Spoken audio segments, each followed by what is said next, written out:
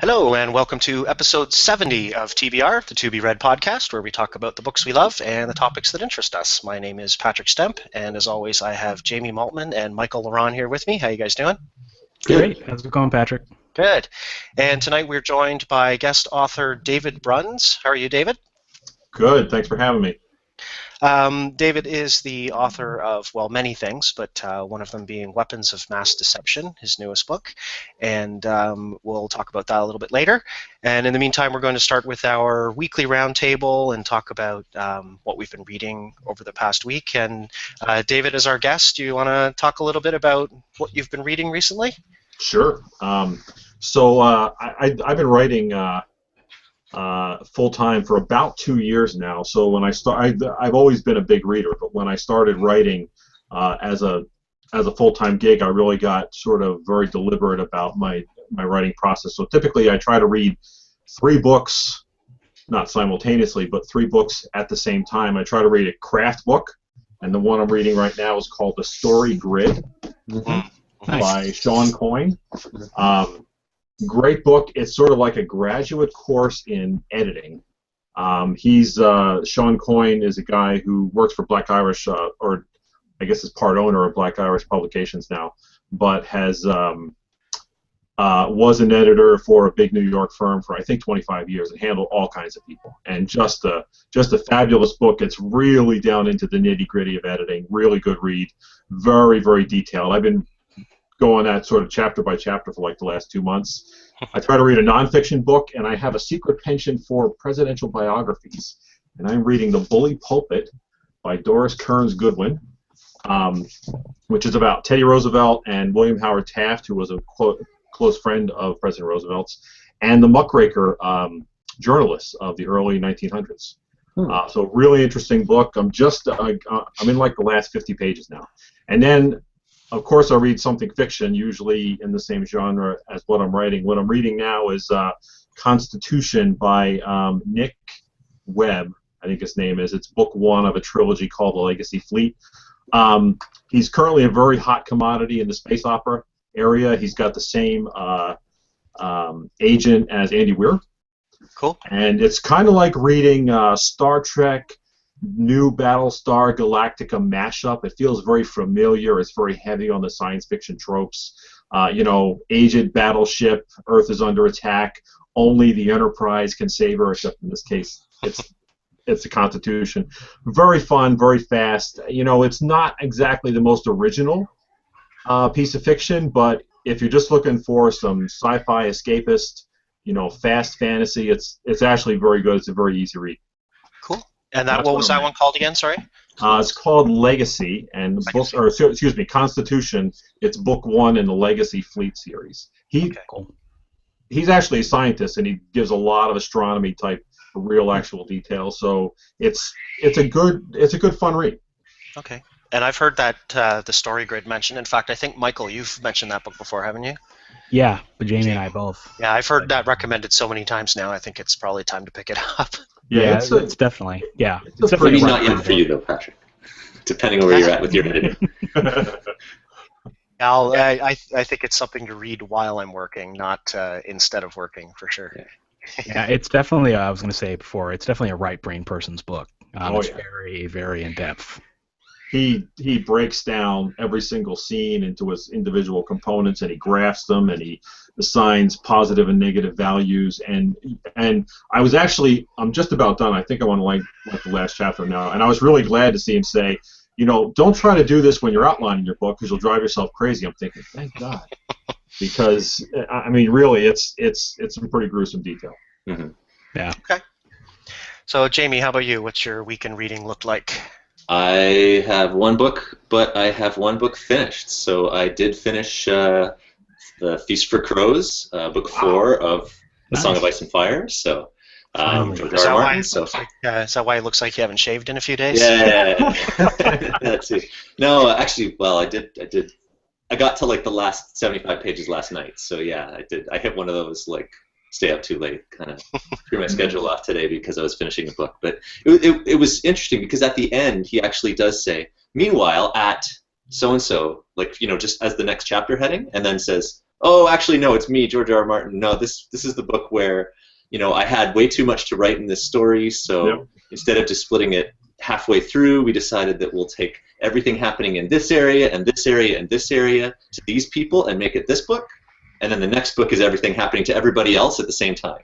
So it really, like I said in my Goodreads comments on that one, it really was like the B-Team novel in a lot of ways too, because I'd say none of the people that you were following, well, I don't know, maybe some people would have it be their favorite character, but probably almost nobody had those as their favorite characters that they'd be following, or favorite storylines. So it's really interesting, and I actually found, like, when I sat back and reflected on it, it was quieter than, well, the third book for sure, right? But it was especially the third book.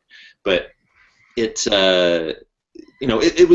did go in depth with some interesting different characters in ways that might not have seen. So I enjoyed that aspect of it, and then now I actually have to buy the fifth book because I had the 4-book box set, and now I got to go find the one that matches that, not like the movie tie-in one. So yeah, so that's it, and now I got to figure out what I'm reading next, because I've been reading, like, I read 3 and 4 back to back, David. So that's been the last 2 months of reading or whatever it's been for me. So now did you feel ripped off by that ending, Jamie?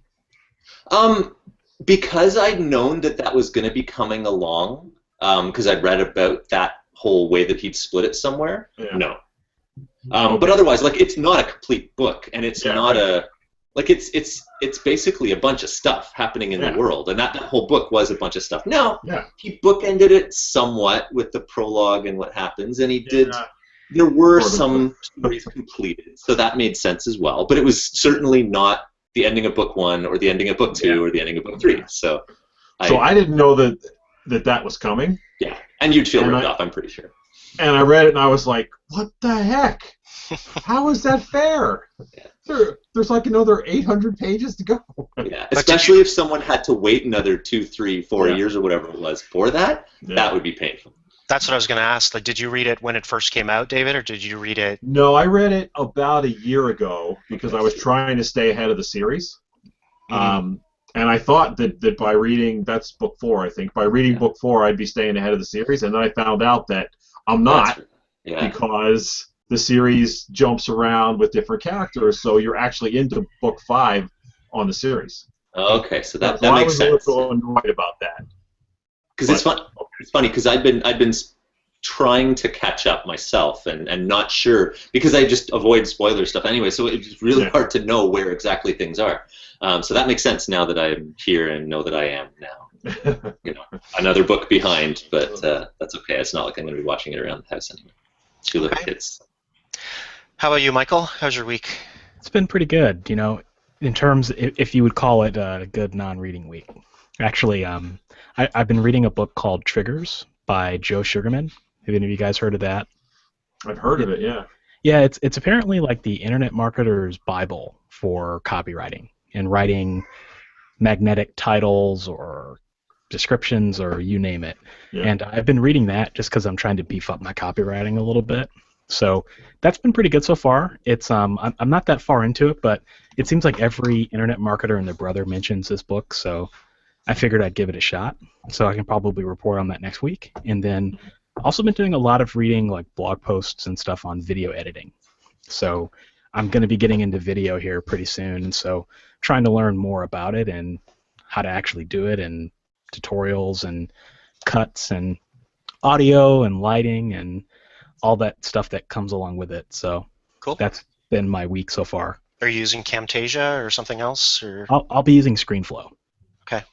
So, because I want to do some screencasts and things like that, and some tutorials and things, and that's the best program that'll let me do that. So, I'm one of those people, I love to read like instruction manuals.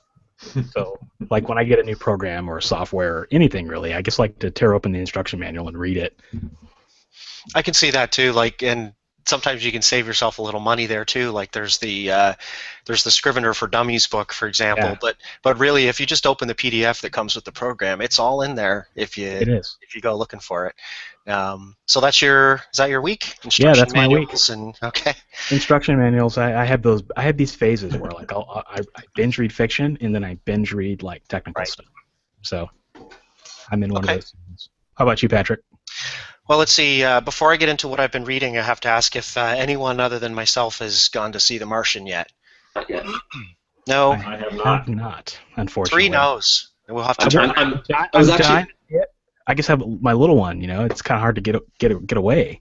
We almost never go to see movies in theater anymore, but it is one that I just thought of, because my wife did read it and really liked it too. So I'm thinking of pitching her on actually us going out to see a movie for the first time So this they, year. Or whatever. you guys know it was my favorite book last year, and it's definitely going to be my favorite movie this year. They nailed the heck out of it. Awesome. Matt Damon is fantastic. Everybody in the movie is great.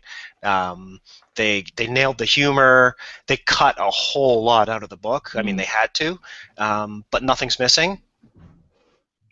So highly, highly recommend it. If you go see one movie between now and the end of the year, I'd recommend this one. It's just great. It's a great popcorn movie experience for sure. And I don't generally like 3D, and the 3D in this one didn't add a whole heck of a lot, but it was good. Yeah, I'm trying to get my wife to go see it with me, but that's a. Did you see this thing? Use one of your babysitting credits, whether that's your, Yeah, I know exactly. when you have kids that young, you've got a certain number of credits you can use. I'm almost out of all those credits, so that's the problem. Take her with you. Like a screaming baby just adds like ambiance to the movie theater, right? To the experience. Exactly. So let's get into the reading. I kind of did a little bit of lighter reading on the weekend. I sat down and finished the first volume of my Far Side collection. So I have that massive, giant box of like every Far Side comic ever written in 3 volumes. And I got through the first volume this past weekend, and it's a real kick reading those like just in order.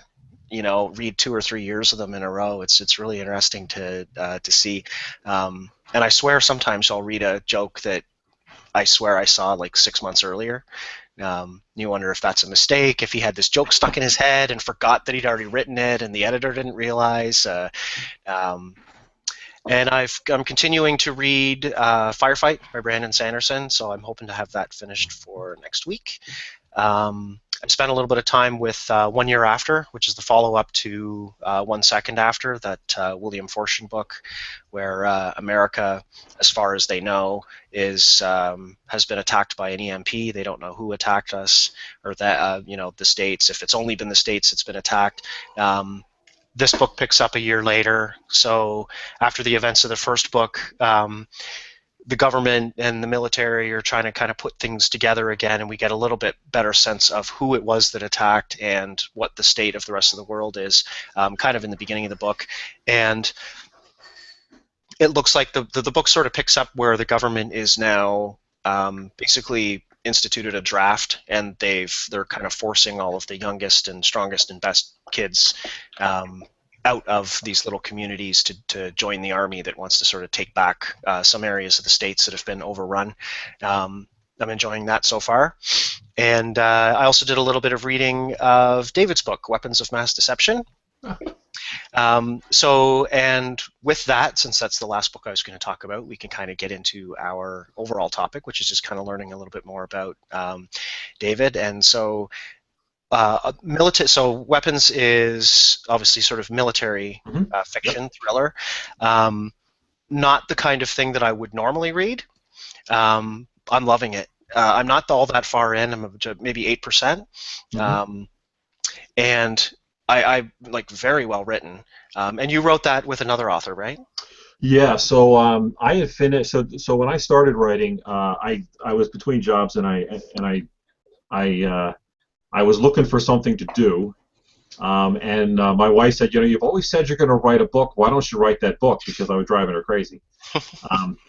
So I said, it's a great idea. So like a Monday morning, I sit down. I said, how do you write a book? So I just started and finished a book called The Dream Guild. It's a first novel. It's okay. It's got all the first novel problems, and looked around at what to do about publishing after that, and decided I was certainly not going to spend my time trying to find an agent. It was just a complete mess in terms of blind querying. And but when that summer came and I finished, I decided that I wanted to try this full time. So I planned out a series loosely based on that first book called the Dream Guild Chronicles. And so fast forward about 9+ months, and I had finished writing. I was still editing some of the later books. I had finished writing it, and I was at a speaking function with a fellow Naval Academy graduate, and we sort of got connected there. And he had come out of a Navy career from 21 years in naval intelligence and had seen a lot of stuff. He's actually a CIA trained case officer, and we're both giving our individual bios to this group. And I give a very short bio, and JR starts talking, and he talks for about 15 minutes. And I had known him for about 3 years at that point, and he's talking about some of these things I had never heard about. And I said, wow. And finally, one of the parents in the audience raises her hand and said, you two should get together and write a book. So this is in like April or May of 2014. So I took him to lunch and pitched the idea. He says, oh, I got this great idea. So JR is not a writer, although he had written a screenplay, had this great idea, which was the premise for Weapons of Mass Deception, was that Saddam Hussein actually did have nuclear warheads, and he smuggled them out of Iraq before coalition forces invaded in 2003, and he smuggled them to the neighbor next door to Iran. And there's actually precedent for that. At the end of the first Gulf War in the early 90s, the Iraqi Air Force was getting pounded by coalition forces, and they actually flew their entire Air Force, which was like 130-some planes, to Iran, so because they knew that the coalition forces wouldn't bomb them there. Iran never gave any of those airplanes back. So this was, yeah. So I mean, there's actually historical precedent for this, and so it was funny. So the beginning of the story and the end of the story never changed from the entire time we started, but a lot of stuff changed in the interim. It took us we started writing in about July.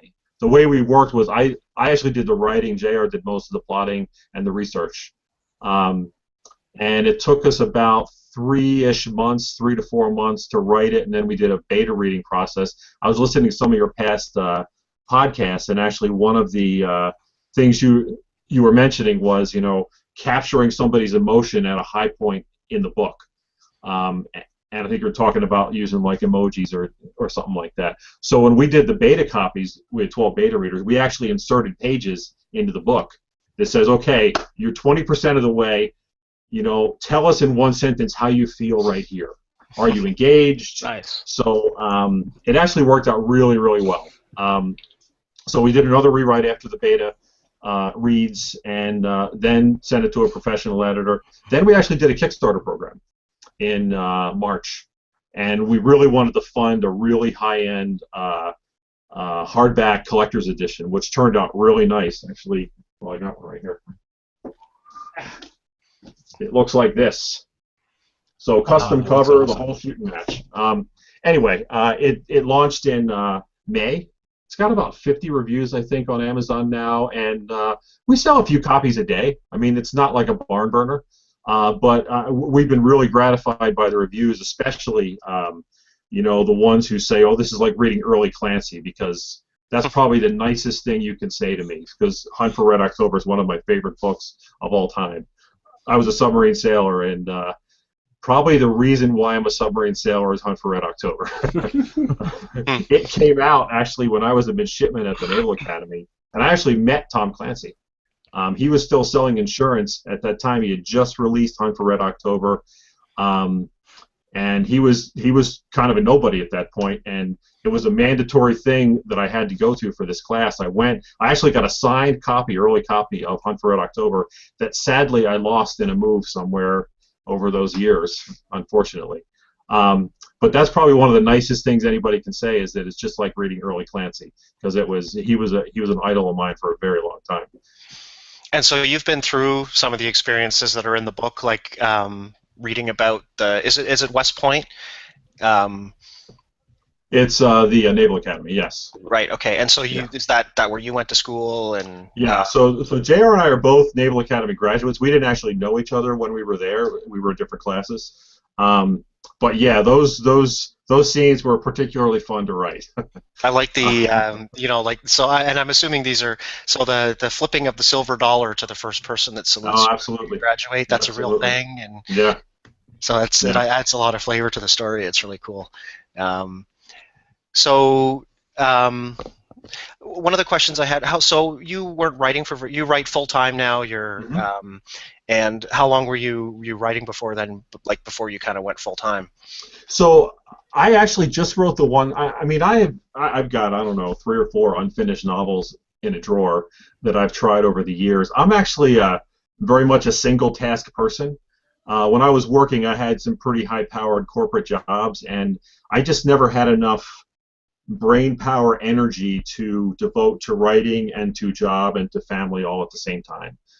So consequently, I would get started on something, a big project would come up at work, and it would end. Mm. So when I made that decision, I was also in my late 40s at that point, and you're kind of like, okay, if you're ever going to do it, this is probably the time to do it. So you sort of take the tally of the bank account, and I have 2 kids. One was in college, one's in high school now. You sort of count up all your pennies and say, okay, I guess we could do this for a certain period of time. But yeah, it's a tough way to make a living, and I can't say that I'm doing much more than paying some of the smaller bills in the house. But it's certainly something that I've always wanted to do, and something I kind of always knew I would do. But you sort of put a stake in the sand and say, okay, I'm going to do it now. Okay, that's very cool. And so I know you obviously write across a lot of genres, and we can talk a little bit about that. But so what are some of the other kinds of things that you read? You mentioned Tom Clancy. Who would some of your other favorite authors be? Yeah, so probably my favorite novel of all time is Dune by Frank Herbert. Just a fabulous book. If you go further in the series, they get progressively more horrible. I mean, the second one of the series is okay. The third one, you're like, woo. By the fourth one, and I'm the kind of guy that when I start a book, I almost never put it. I almost never don't finish it, no matter how bad. By the fourth one, I was like, I can't take it. I mean, what is going on? So I just recently finished a really good book called Lexicon by Max Barron. Oh yeah, love that book. Yeah. Really an amazing book. I mean, his writing style was a little annoying at times because he jumped around a lot, but the premise of the book and the action in the book was really, really well done. Have you read his other book, Jennifer Government? I have not yet, but it's on my list. I think that's the first book that he wrote. I think he's only released the 2. He's definitely a guy that I wish would get some more books out, because I really enjoyed the first 2 that he wrote anyway. I want some more. Yeah. So in other genres, I'm a big Charles Dickens fan. I was an English major at the Academy, which is kind of unusual. And my final thesis was on Charles Dickens, and I periodically reread Bleak House, which is one of my favorite books. Something that's people find odd, actually, but I kind of like it. Sophie's Choice, another just classic book. The Patrick O'Brian series, the one that was based on Master and Commander. Yeah. When we lived in Singapore for a year with a job, and right down the street was a bookstore, and I went in and subsequently, read and bought every single one of the Patrick O'Brian series and read them all end to end over the course of 14 months or something. So they hold a special place in my heart. And one that you guys may have heard of, it's called The Power of One by Bryce Courtenay. No, I haven't heard of that one. Yeah, I hear The Power of One, and I might be thinking it sounds familiar because of the movie from the 90s, but he's an Australian author, and it's about a young boy growing up in South Africa. Just fabulous. That's the movie. They made a movie out of it. Yes. I can't remember his name. PK was the name of the character. Correct. Yeah. The movie was good. The book is fabulous. Unfortunately, I picked up some other Bryce Courtenay books, and they just weren't as good. I mean, it's a pretty hefty book, but it's alternately just empowering and funny, and just some great South African details all wrapped up in one. Sort of made the circuit through my family when I was in my late teens, I guess. and just a great story. That's funny. I was listening to part of the soundtrack for that movie just last night on Spotify. Ah, So. There you go.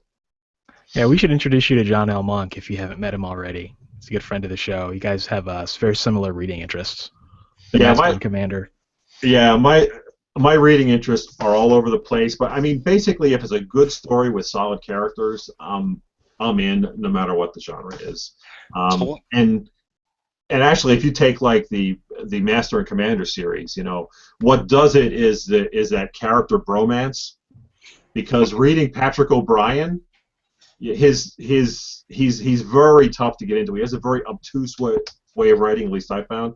And when I finished all of his books in the series, I went to some of his other books. Just couldn't get into them. They just didn't really that writing style without the payoff of the bromance just didn't do it for me. So what about horror? And you are writing a book with a group of other authors that's coming out late November, right? Mm-hmm. Tales of the Apocalypse, Tails. Correct. Pet stories set in the apocalypse. So I would differentiate between horror and apocalypse. Okay. Because I'm not a big horror fan. I love a well-written, intense suspense story and thriller story, even if it's got horror elements to it. But just straight up horror, it's just generally it's not really my cup of tea. I mean, if it's The Shining, you're just gonna do it because it's Stephen King, right? Tales of the Apocalypse. So it's pet story set in dystopian setting. So mine is actually the Earth has been sort of desertified, if that's a word, turned into desert, whatever that means. Yeah, and there's a group of specially trained people who are like water dowsers, water finders, and they're itinerant and they travel around clan to clan, and they find water for these clans, and then they dig a well, and these guys move on to their next find. This particular water finder, at a certain age, starts to lose his gift, and he actually runs into a dog who somehow has a connection and is able to help him retain that gift. And when the story opens, the dog, because dogs don't live as long as people, the dog is on his last legs and dying, and rather than him leaving immediately and forcing the dog to really perish out in the desert, he's staying in this clan until the dog passes away, and then he's going to try to make a run for it. Well, obviously that's a setup for something obviously going wrong, and he's been staying in this clan now for 2 years. So he's got a girlfriend, and he's got this dying dog, and he doesn't have his water-finding gift anymore. Well, the well runs dry, dog dies, and he's in trouble. Okay. Cool. So are these stories are the sort of the theme of the book? I thought that they were told from the perspective of the animals. Is it more than they're just told they all involve sort of animals in some important way? They all involve animals in some important way. Some of them are from a pet perspective, okay, but all of them sort of and we've I'm actually doing marketing for this anthology, and one of the things we decided to do was try to work with a pet organization, and the one we settled on was an organization called Pets for Vets, which takes a rescue dog and puts it under the tutelage of a professional trainer, and then pairs it up with a veteran who's having some sort of emotional difficulties. And so it's not a service dog, but it's like a comfort animal. Wow. Okay. So it's a really, really, really interesting organization. So when the book launches, we're going to give $1 from every book sale to Pets for Vets through the end of 2015. That's amazing. So hopefully that's going to be a lot of money. That's cool. Yeah. And go ahead, Michael. No, I was going to ask, how did you guys come up with the stories? Was it just kind of you had a basic idea, or did you guys all collaborate? So no. So the editor, Chris Porteau, who I think is going to be on your show in a few weeks, Chris had the idea for the anthology, and he had written a story called Unconditional and published it probably 6 or 8 months ago, and had a really good feedback. And it's basically a dog that's caught up in a zombie apocalypse, and his master, which is a younger boy, actually gets zombified or infected or whatever the right word is. And I won't spoil the end of the book, but there's a coming together of the boy and the dog, and was so sort of taken aback by the connection people had to that idea of a pet in that sort of situation, that he says, maybe I should do an anthology. So he's put together 15 different authors. 4 of them are USA Today best-selling authors, and basically it's an invited anthology, and you pitch a story to him, and then he's doing the editing, and I'm doing the marketing for him. And it's going to come out in pre-orders are going to start in early November, and it launches on the 20th of November. And I know Edward W. Robertson is in there, right? Yep. And so Nick Cole, who wrote The Old Man and the Wasteland. I've read that. That was a good book. Michael Bunker, who wrote Pennsylvania, is in it. Awesome. And Mary Buckham, who I'm not familiar with, but she's also writing the foreword for it. Oh, awesome. And then there's a couple lesser-known guys like me in it. Yeah, that's going to be a heavy hitter anthology. Yeah, we're really hopeful, and we thought about the pet angle and came up with the Pets for Vets idea about a month ago or so, and reached out to them and explained what we were trying to do, and so far I think it looks like it's going to be a winner. So did you grow up in a house where you like an avid reader? Your parents encouraged you to read when you were young, or did you sort of come to that later in life? So I'll do you one better than that. When I was 9 years old, my parents, we lived around Philadelphia, and I was the oldest of 4. And my parents decided that they were sort of part of the Back to the Land movement in the 70s, and they decided they were going to leave their suburban upbringing, and they were going to move their entire family to upstate Pennsylvania to a small farm. So they did that, and they threw away the TV in the process. So from 9 until 18, when I left for college, there was no TV. So I had been a big reader before that, but I was an obsessive reader after that. So then I went to a military school, the U.S. Naval Academy, and yes, there was a television in the company, but you might watch something on a Saturday evening. It was not something that you watch TV every day. This is also pre-internet. This is in the late 80s. And then I was on a submarine for 6 years. So my access to television from the age of 9 to the age of 28 was pretty much nil. So there are still to this day episodes of MASH that I have not seen. Wow. So do they have like a library on a sub, or do you have one book with you that you can take with you and you have to read it over and over again? No. There's a library. So submarines are a lot different today, I think, than they were, because at that point we didn't have e-readers, right? Right. So there was a paperback library, and you'd trade books back and forth. And they did have a movie library of VHS tapes. But you can imagine if you were out for more than a few weeks, things were going to get pretty scarce, right? But yes, I would pack my sea bag with a healthy number of books when we got underway. Yeah, when you say there's a library on the sub, I think of like Captain Nemo's library from 10,000 Leagues Under the Sea. No, picture a kitchen pantry, a small kitchen pantry packed with paperback books. That would be your life. Maybe you might have 100 titles in it, right? Yeah. Plus whatever anybody brought with them. So thinking of that, taking your bag on and having just seen The Martian, and I not too long ago had read Chris Hadfield's book. How much sort of similarity there is there between, obviously when we're talking about going into space, you always hear about there's the weight requirements, like everything is weighed to the ounce, Do you have that when you're going on a sub? You must, right? Like you can only bring 5 pounds worth of personal effects, or so you don't have a weight requirement, you have a space requirement. Okay. Submarines work on a buoyancy principle. So the issue is not really weight, it's space. So as an officer, I was shared a stateroom with 2 other guys, and the back wall was 3 bunk beds. There was 2 fold-down desks, and there was 3 stand-up lockers about the size of a high school locker, give or take, and that was your space.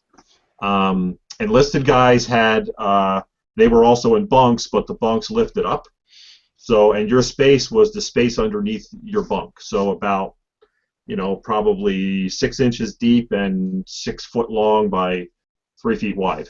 So any clothes you wanted, any books, any personal effects, that was your space, man.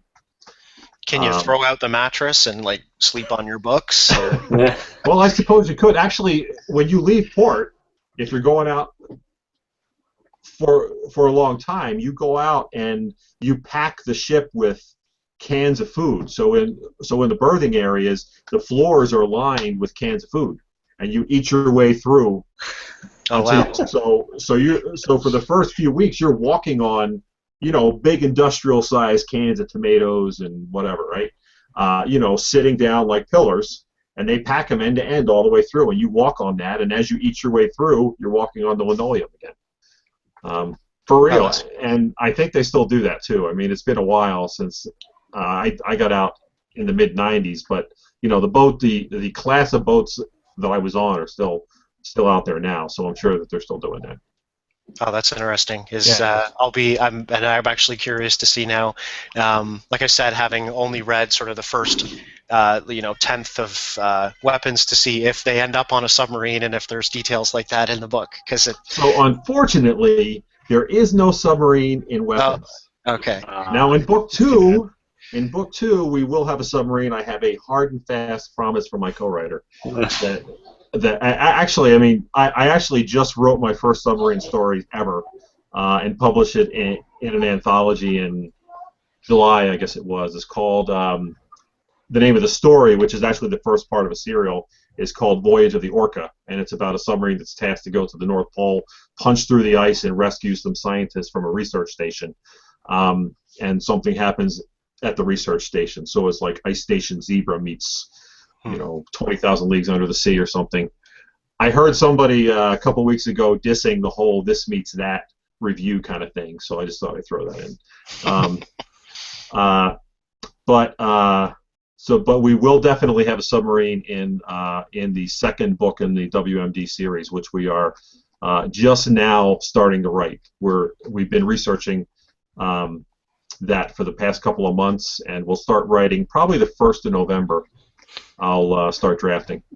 It's funny because one of the things we always hear for writers is write what you know, and I think we take that with a little bit of a grain of salt in the sense that you don't have to have been on a sub to be able to write a story like that, but a detail like that, the cans and on the floor. I mean, you would never think of that unless you'd actually lived it, right? That's a great little detail that you're sort of uniquely, I guess, qualified to include in a book.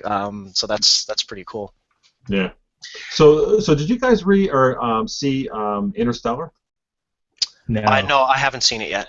Oh, that's right. The reason I haven't seen that yet is I actually picked up the box at the library and looked at the back and saw that it was 3.5 hours long and promptly put it back on the shelf. So I'm not sure whether the Martian captures this or not, but one of the things that I really liked about Interstellar was they made space travel look very gritty, very industrial. And I mean, that's how submarines are, right? I mean, you get this idea that it's this sleek, hot, sexy piece of technology, and the reality of it is it's a very industrial, heavy-duty, built to withstand depth charges piece of metal. Mm-hmm. And one of the things that I really liked about Interstellar was they also made it look very gritty, very industrial, very, very utilitarian, as opposed to like a Star Trek, with touchscreens and everything and all this kind of stuff. I do like the dirty, lived-in sort of universe of, say a Star Wars even, but especially like Serenity and Firefly. And PSG too. That's right, exactly. Really went for that specifically. The Martian is definitely more Star Trek. I mean, it's not all sparkly and new, but it's not lived in either. And part of that too, I think, is because I know 2 out of the 3 of you have read the story, but it's the the ship that they're on that gets them from Earth to Mars is relatively new. It's kind of early in its life cycle, and of course the HABs that they're living on Mars, they're brand new. Like they were shipped there specifically for that purpose. It's not like they're being reused over and over and over again. Right. So everything is kind of neat and shiny and new for the most part. Yeah. There's no lens flare. So. So, do we have any, David? Is there anything else that you specifically wanted to touch on, or any other questions from Jamie or Michael before we start thinking about wrapping up here? So, one thing I did want to mention. So there's another project that's actually coming out before the Tales anthology. Have you guys heard of the Apocalypse Weird multiverse? Through you and some of the other guys, yeah. Yeah. So they've actually slowed down on the production schedule, but I'm actually next up, and my novel's supposed to release on the 20th of October. So actually, ARCs are just going out tomorrow. But that's a really interesting project because basically they assume an apocalyptic setting, and each author is given a territory. And there's some required elements in your disasters, but you basically write your own story. So it's about a 50,000 word novel. So they're meant to be on the shorter side. And the interesting thing, because I'm number 13 out of this, and I've read all 12 up to this, and to see, the different ways different authors take it. Some go in very much a horror vein. Some go for more of a Stephen King-ish creepy small town kind of thing. Some of them are actually quite good. Some of them are not really my cup of tea, but mine's called The Seal Bearer. It's about a software tycoon who's on a business trip to Singapore, and when the apocalypse happens, and as things go sideways, he realizes that he needs to get off the island, and he's offered a way to get to a Shangri-La type place up in the Himalayas. But the catch, of course, is that he's got a 1,000-mile apocalyptic road trip between him and safety. So it's kind of like Planes, Trains, and Automobiles meets the apocalypse. It's like the greatest movie ever. I love that comparison. That kind of sounds like like what the self-publishing podcast guys are sort of trying to do with their Dream Engine world, which unfortunately seems to have kind of stalled. Like, we know there's books coming, we know there's books that have been written, but none of them have been released yet. So that's pretty cool. Everybody writing in the same world, and sort of you can share the marketing and the everything else. Yeah, it's a very interesting project. I think that they got a little bit ahead of themselves, and they're sort of taking stock now and sort of revamping the schedule a bit. But I'm the first release in the new schedule. But it's been a really interesting process, and I mean, once these guys sort of get going, their cover artist Michael Corley is phenomenal. He just does sort of these cartoonish covers, and it's just really they're really works of art. I mean, I want one as a poster for my office. Okay. Anything else from Jamie or Michael? Questions? Yeah, no questions from me. Okay. It's been I guess great my two last questions. I guess the first one would sort of be, are you ever going to finish watching MASH? Is that on your schedule?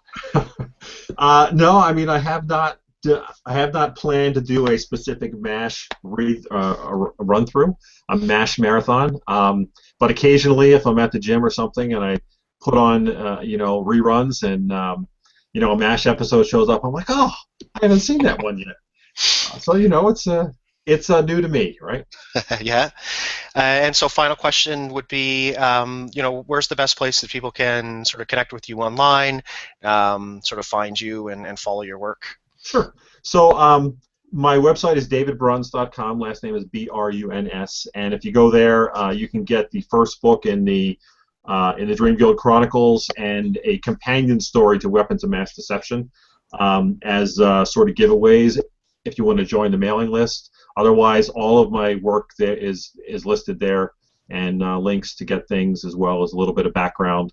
When JR and I were writing Weapons of Mass Deception, we actually blogged along the way about self-publishing and about the Kickstarter and all these other things, and we captured all those onto one tab. We called ourselves Two Navy Guys in a Novel, and that's there as well. Okay, that's very cool. Well, thanks for coming on the show. It's been great having you. Appreciate it very much, guys. Thanks. And for everyone watching, we will be back here next week. If you have a moment, please go on iTunes and give us a rating and a review, and we will talk to you soon. Take care, everyone. Take care. Thanks.